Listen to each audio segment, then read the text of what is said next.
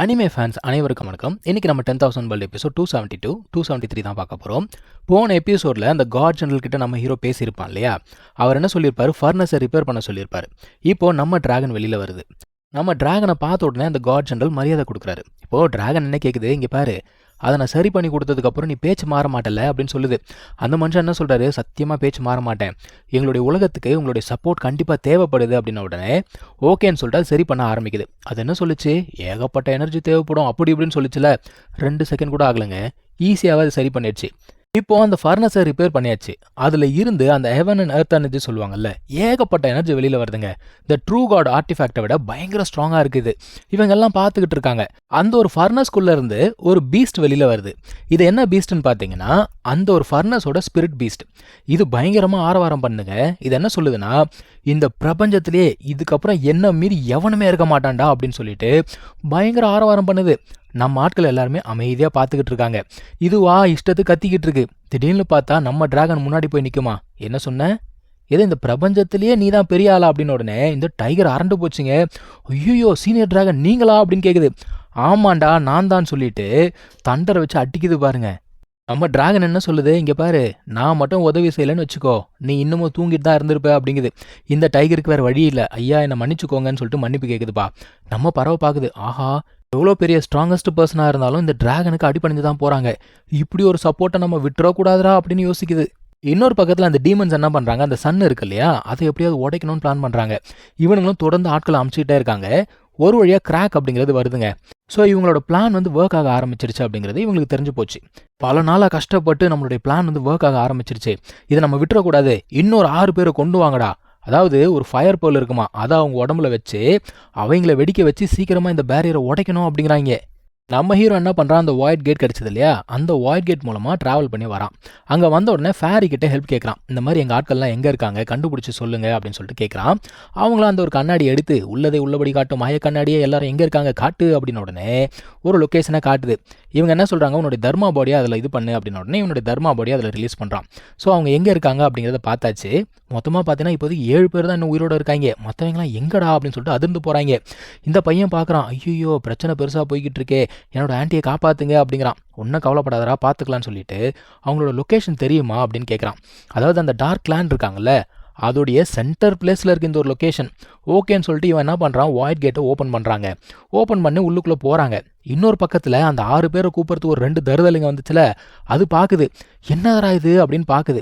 இன்னொரு டீமன் என்ன சொல்லுது, அதெல்லாம் கண்டுக்காத, இதெல்லாம் நார்மலாக நடக்கிறது தான், வா கிளம்பி போவோம் அப்படின்னு சொல்லிட்டு கூப்பிட்டு போயிடுச்சு. ஆட தண்டங்களா, அந்த போர்ட்டல் வழியாக தான் நம்ம ஆட்கள் உள்ளுக்குள்ளே வராங்க. வந்த உடனே நம்ம ஹீரோ என்ன பண்ணுறான்னா, இவங்க எங்கே இருக்காங்க அப்படிங்கிறத சென்ஸ் பண்ணி பார்க்குறான். பார்த்துட்டு அந்த திசைக்கு ஓடி வரான். இப்போ உள்ளுக்குள்ளே அந்த டீமன்ஸ் என்ன பண்ணுது, ஒருத்தரை மட்டும் விட்டுட்டு மற்ற 6 பேரையும் கூட்டிகிட்டு போகலாம் அப்படின்னு பிளான் பண்ணுது.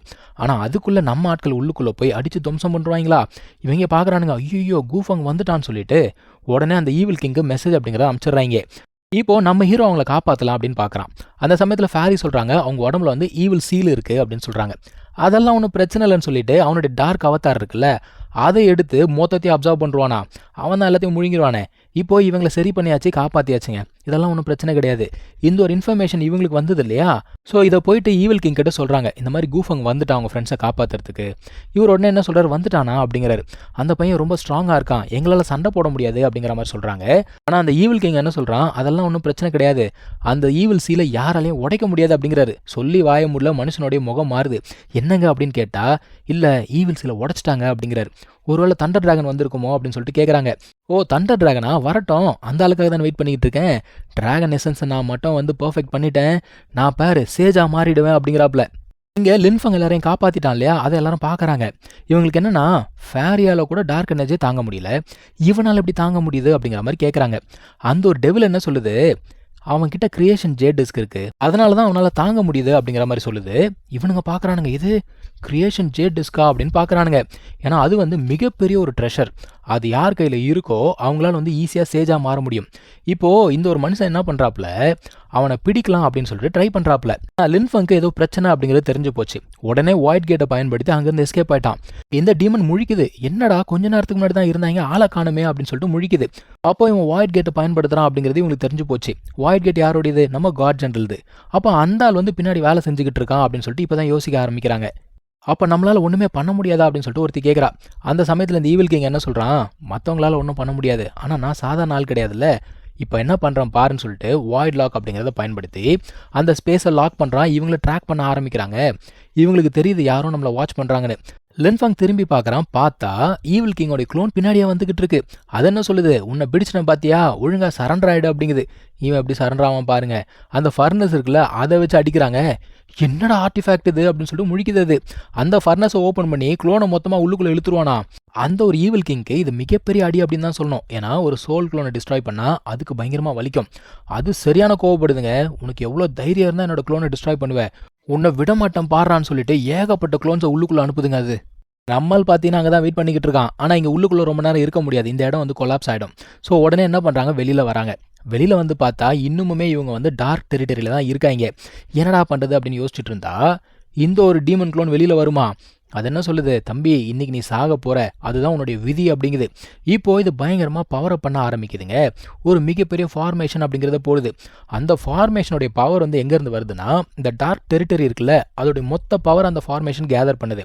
இப்போது அந்த ஈவில் கிங் அட்டாக் பண்ணும்போது நம்ம டிராகன் வெளியில் வந்து தடுக்குது. அந்த ஈவில் கிங் என்ன சொல்கிறான்னா, இந்த அட்டாக்ல டார்க் டெரிட்டரியோட மொத்த பவரும் இருக்குது, அது வந்து ஹெவன்லி ஃபேரியே கொன்றும், நீ கண்டிப்பாக சாக தான் போகிற அப்படிங்குது.